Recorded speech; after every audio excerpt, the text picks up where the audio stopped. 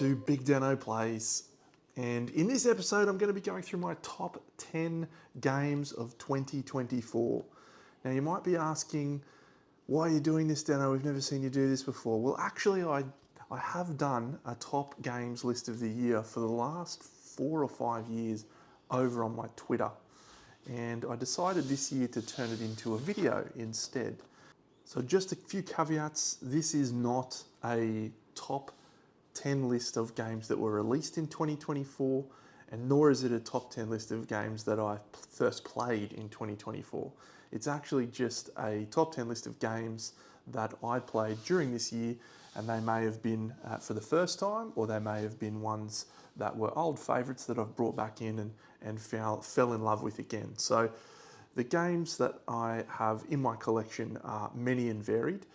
Most of the games that I gravitate towards have a really strong solo component, but I do also play games every Tuesday night with a group of friends, and so there's a lot of games in there that also have multiplayer capability, and in fact some that are specifically multiplayer. So to give you some context of the amount of games I've played this year, here is a snippet from my BG Stats app, which showcases all of the plays that I've had this year and the number of people I've played with.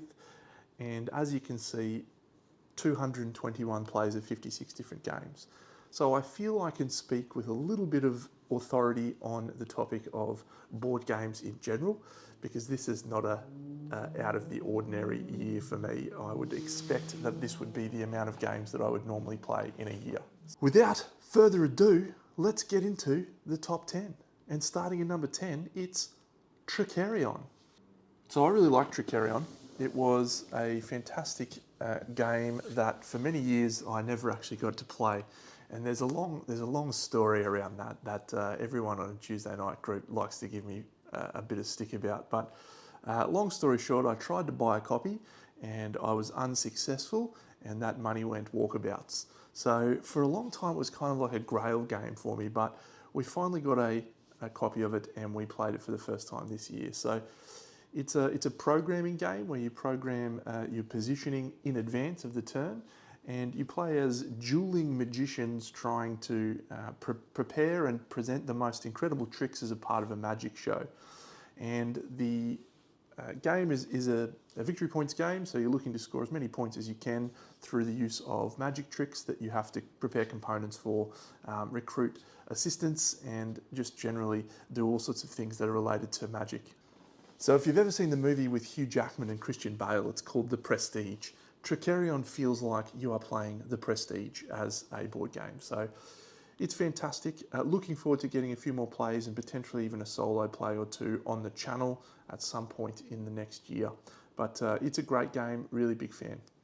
So in number 9, we have a fantastic little game that is only 2 players, and it is Star Wars the deck building game. What a cool little game. Now, I wouldn't call myself a Star Wars boffin, but I do have a couple of great friends who are Star Wars nuffies. Shout out to you, Simon, and shout out to you, Ben X Layton. They are big fans of the game, and also been trying to get me into Star Wars Unlimited as well, but I haven't made that jump as yet. But this game's great. Came out with the Clone Wars version this year. I think this is probably close to my most played game this year. I think I've played it about 30 or 40 times, and I definitely didn't enter all of those into the app. But a really great little game. Doesn't take long to play. Deck builder, so you're looking to buy cards from the Galaxy Row, attacking your enemy's base to try and defeat them. Really quick game, really fun. Highly recommended. If you enjoy Star Wars, you'll get even more out of it. If you don't, it's still a very good game that I recommend. So that's number 9, the Star Wars deck building game. So in number 8, it's a huge and extravagant game that is absolutely in my wheelhouse. It is called On Mars, and it is a game by Vital Lacerda. It's a crazy game.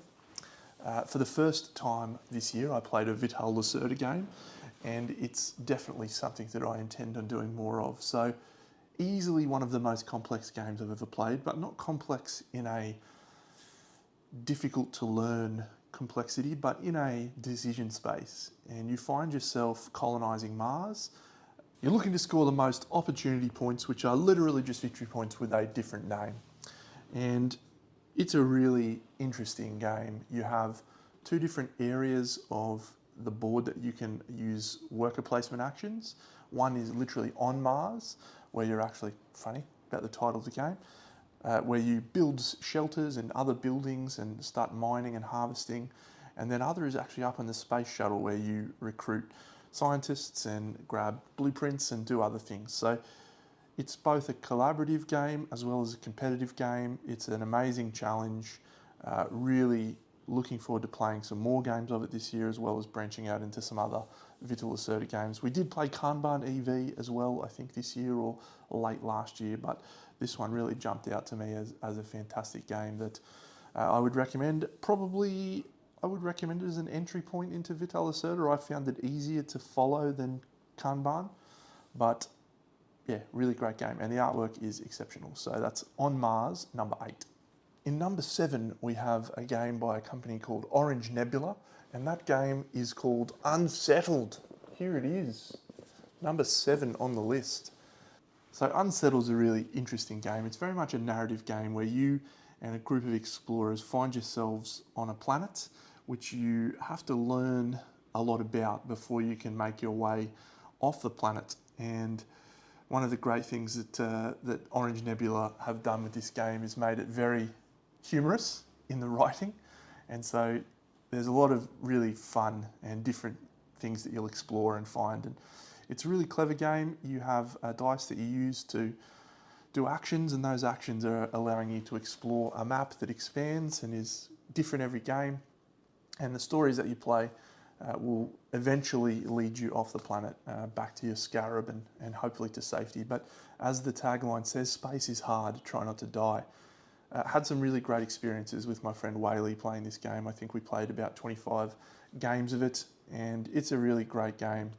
The other thing I really like about it is the modularity of it. So you'll actually buy this box, and then you can buy different planets to go with this core box. The core box provides the framework, and then the different planets interact with that basic framework in different ways. And it's just a really clever design. Really enjoy the story, and I am a big fan of that game. That's my number 7 for 2024 is Unsettled. And number 6 game for this year, look, it's an older game, but it checks out. And that's Star Wars Outer Rim. This game has been around for a very long time, and I will tell you that the very first time I played it, I did not like it in the slightest.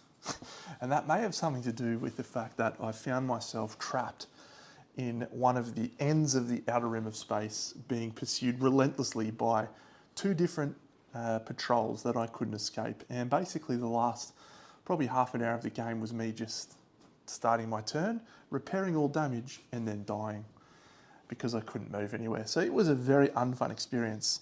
I put it away, didn't play it for about 4 or 5 years, but they released an expansion in that time which is called Unfinished Business, which would have made my experience significantly better. And I came back to it with a new passion and enthusiasm, and fell in love with it again. So, exploration game, it's a pick up and deliver where you find yourself with a ship and you're in the outer rim of the Star Wars galaxy, and you're looking to become the most infamous bounty hunter slash smuggler slash whatever you find yourself doing, because it's very much a sandbox game where you can pursue different paths to victory. There is nothing more satisfying than being Han Solo and purchasing the Millennium Falcon and doing the Kessel Run in less than 12 parsecs. It's glorious. Outer Rim, fantastic game. Don't know why it took me this long to come back to it, but I would highly recommend for an older game. It still stands up. There's certainly other versions of this type of game. The pick up and deliver game that I really enjoy, Wasteland Express, the original Firefly the game, and a new one that I've just picked up which I'm looking forward to trying, which is called Zia Legends of a Drift System. But the Star Wars background and story of this really makes me gravitate towards this. I highly recommend it. So, as I said, Han Solo, can't beat him.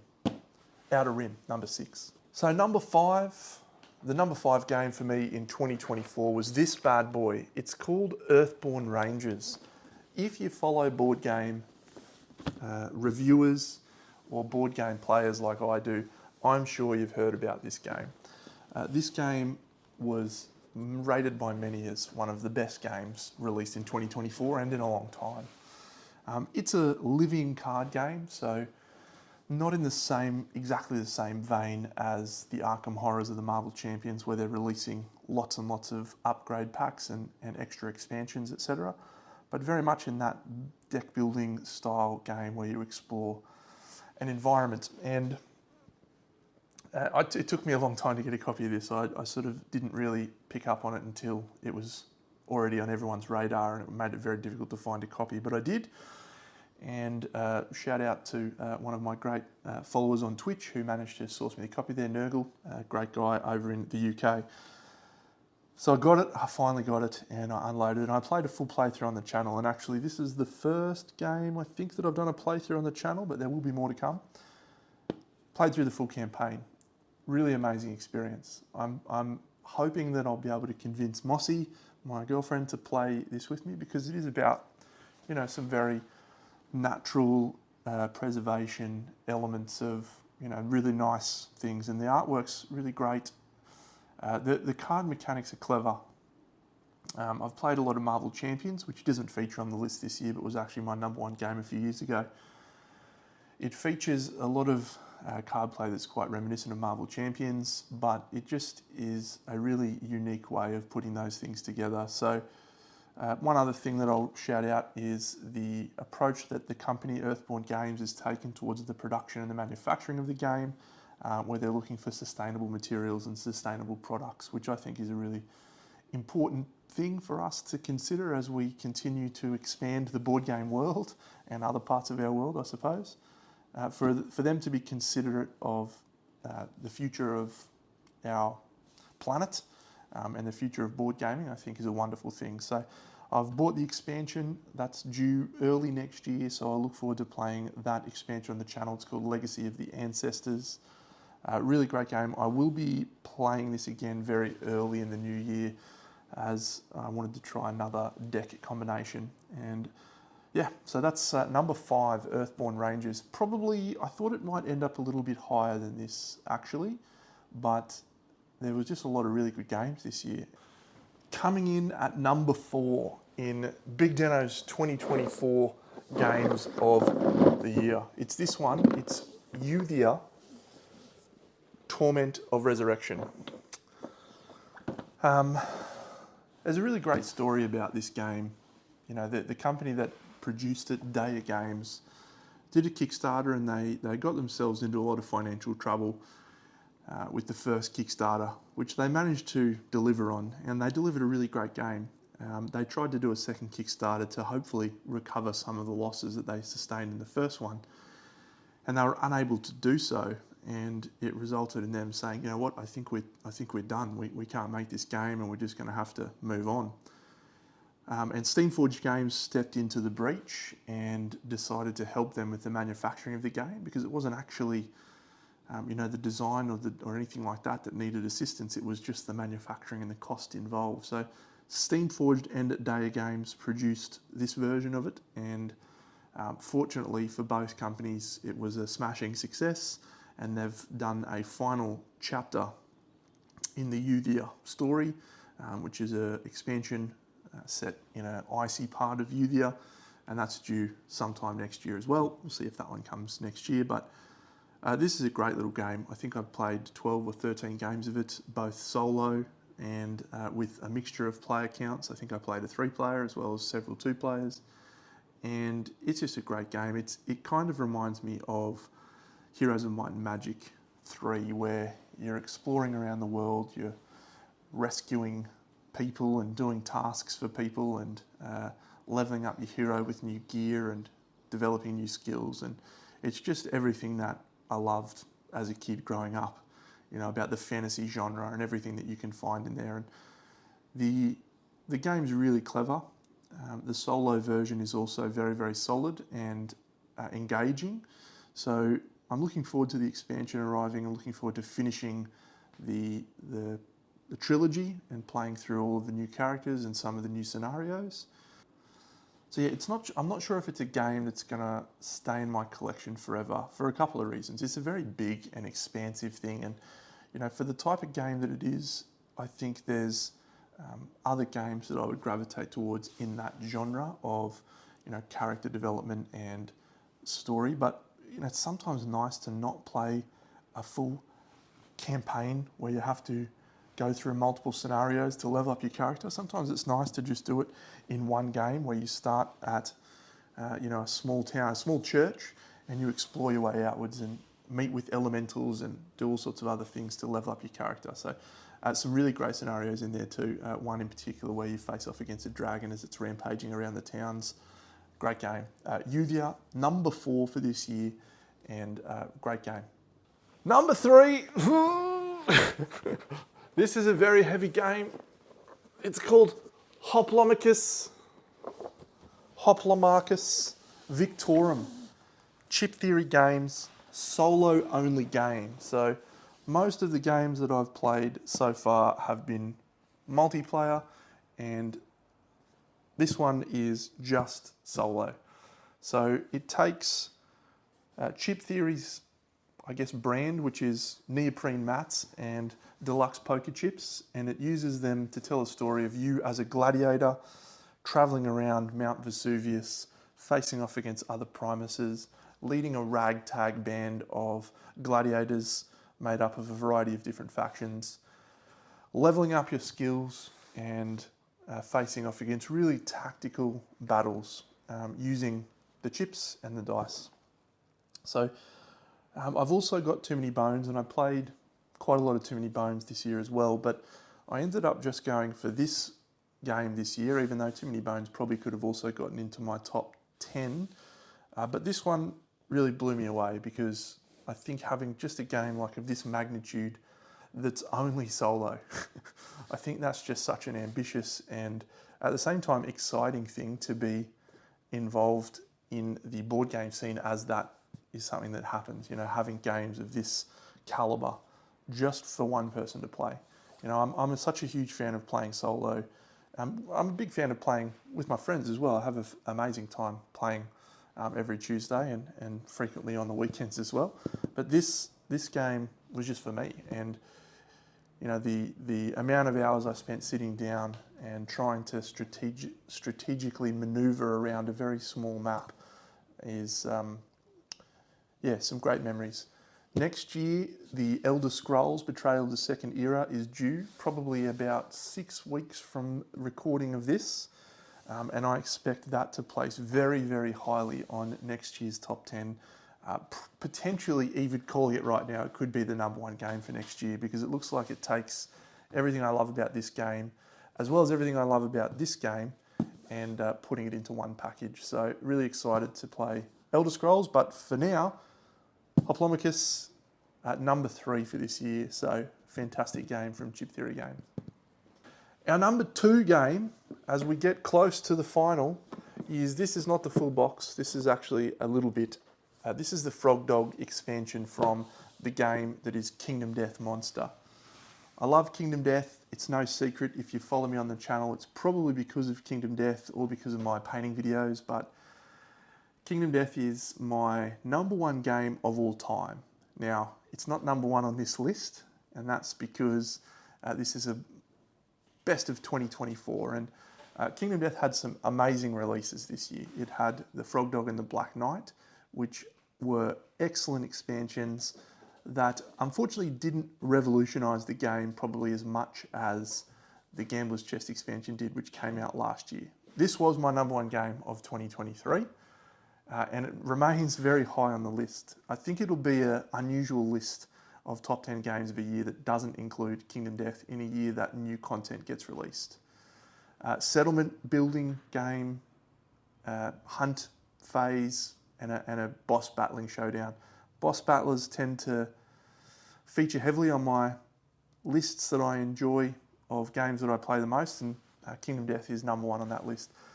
I've often wondered how much of that is because I love the models and the modelling side of it, because I do enjoy the game, but I think the painting of the figures is also a big contributor to that game for me. So it's a confronting game, it's a challenging game, but it is absolutely amazing if you're willing to devote the time and money to get the most out of it. So Kingdom Death is my number 2 game for 2024. We've done it. we've reached the end of the list. This is my number one game of 2024. It's Primal The Awakening. This is not the actual box. The box is much too large for me to try and include in this shot. It's as big as this Udia box, but twice as big. Primal The Awakening, very much a game that I came into late in the year, and it combines a lot of things that I love in one package. It combines boss battling, it combines card play like in Marvel Champions, it combines really cool models that I can paint, and it combines a campaign that felt just right. So one of the complaints I've often got about campaign games is the duration.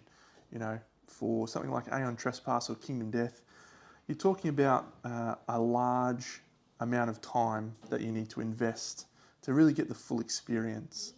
And Primal was a campaign that runs for 11 chapters, and it really felt nice. The other game I can compare that to was Scythe. We played the Rise of Fenris campaign, and the length of it, it felt just like Goldilocks, you know, just right. And Primal felt exactly the same way. It didn't overstay its welcome. The card play's engaging. The company's doing really cool stuff every month with new challenges where you can try monsters with a new spin. And there's still a lot of content for this game for me to explore. So I've put it aside for the moment after playing through 3 full campaigns and multiple challenges. I think it's definitely going to stay in my collection for a long time to come. I hope the company releases lots more new things. It sits in a different enough niche to Kingdom Death, even though they're both boss battlers, to be have its place in my collection, despite Kingdom Death being my number one game. Will it feature again in next year's list? I'm not sure. I'm not sure, but I certainly hope so. So that's it, friends. That is my top 10 list for 2024.